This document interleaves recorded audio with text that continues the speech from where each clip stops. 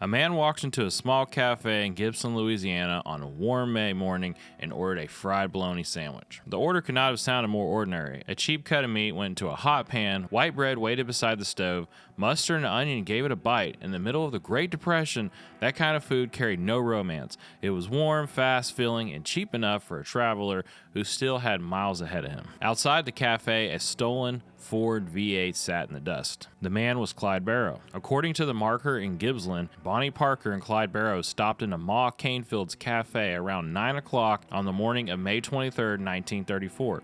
Local history remembers the cafe as their last stop before the ambush.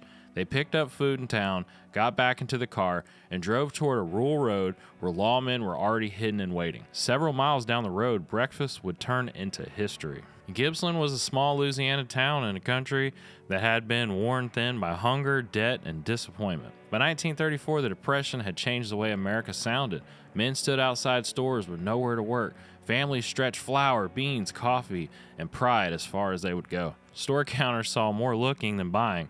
Tires ran longer than they could have. Clothes were patched until the repair told its own story. A cafe in a town like Gibsland mattered because it gave the road a place to pause. A person could step out of the heat, order something affordable, and sit under a roof before the world demanded movement again. Fried bologna belonged to that world. It was a depression food, built from what people could afford and what would hold them over into the next meal. Bonnie and Clyde became famous by then, but fame in their case did not look like glamour up close. It looked like sleeping light, moving fast, trusting almost nobody, and reading newspapers that turned their lives into a running public story. They were young, poor, armed, and wanted. They had robbed, kidnapped, run from police, and left real victims behind. There is no honest way to tell the story without saying that. There is also no honest way to separate their story from the country around them. Banks had failed, farms had failed, jobs had disappeared. A lot of Americans lost faith in law, money, and power. Now, that hardship did not justify what Bonnie and Clyde did, but it helps explain why some people watch their story with a strange mix of fear, resentment, curiosity, and sympathy.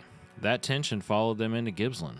The story goes that Bonnie stayed inside the car while Clyde went in for the food. Local tradition says Bonnie got a BLT and Clyde got the fried bologna sandwich. With a story like this, the exact details live partly in documentation and partly in the memory of a town that has repeated that moment for generations. That is why the careful wording matters. According to the marker, Ma Canefield's was the last stop. Local history remembers the sandwich. I understand the weight of that stop better after standing in Gibsland myself. I have been to the same place where Clyde ordered that fried bologna sandwich. The place makes the story feel smaller in the best and strangest way. The road is close, the town is quiet, the distance between an ordinary counter and a fatal stretch of highway feels short enough to make you feel uncomfortable. It's no longer just a paragraph in a book or a scene from a movie. It becomes a place where a hungry man ordered food before getting back into a car he would never leave alive. Today they call this sandwich the Clyde. It has 2 pieces of white toast, fried bologna, mustard, and onion. No fancy description improves it. The plainness is the point. A man who had become a national headline was still hungry enough to order the kind of sandwich any broke traveler might have recognized. After Gibsland, the road led south toward Bentonville Parish. The Barrow gang had ties in that area through Henry Methvin, and lawmen had been watching those connections. The ambush partly included officers from Texas and Louisiana, with former Texas Ranger Frank Hamer playing the central role in the pursuit. Clyde had already proven how dangerous he could be, and the Ford gave him speed that most police cars just couldn't match. The officers believed the road itself had to become the trap, so they waited where the road gave them a chance. The scene down that rural road was quiet before it was violent. Pine trees lined the way. Morning heat rose off the dirt. Dust hung low where tires had passed. The lawmen stayed hidden with rifles ready, listening for the engine of the car they believed might not stop unless was forced to. Bonnie and Clyde drove toward them with food from Ma Canefield's. The food in the car changes the shape of the ending.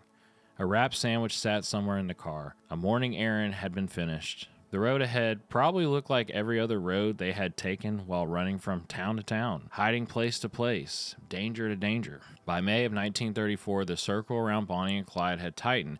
Every town could be dangerous. Every stop could be reported. Every friendly face could be a trap or a mistake. Their names were too known, their faces too printed. Their enemies too close. The life they had chosen and the life of the Depression had helped press around them, had narrowed to gas, food, weapons, and movement. Then the Ford came into view. The gunfire was overwhelming. Bonnie Parker and Clyde Barrow died on that road on May 23, 1934, not long after leaving Gibsland. The chase ended in seconds, but the public story kept growing. The car became famous. The photographs became famous. The names became fixed in American memory. Ma Canefields remained tied to that last ordinary stop. The sandwich matters because legends have a way of pulling people away from the ground.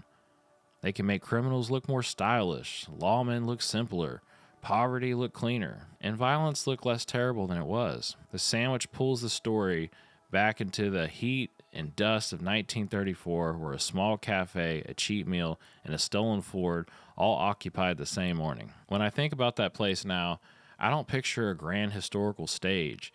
I picture a counter, a road, and a meal simple enough to disappear from almost any other day. The fried bologna sandwich does not redeem Clyde Barrow. It does not erase the fear of Bonnie and Clyde caused, or the lives damaged along the way. It does something smaller and more useful.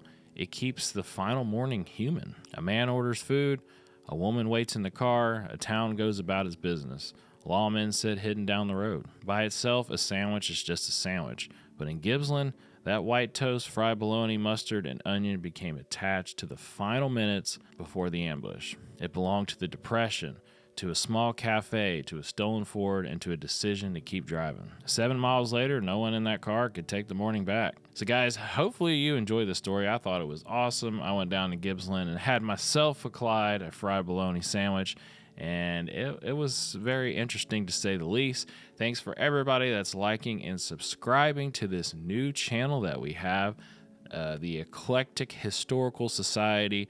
I hope that you guys enjoy this, and if you want, you can go join our Patreon to support the channel and also pick up some merch from eclectichistoricalsociety.com.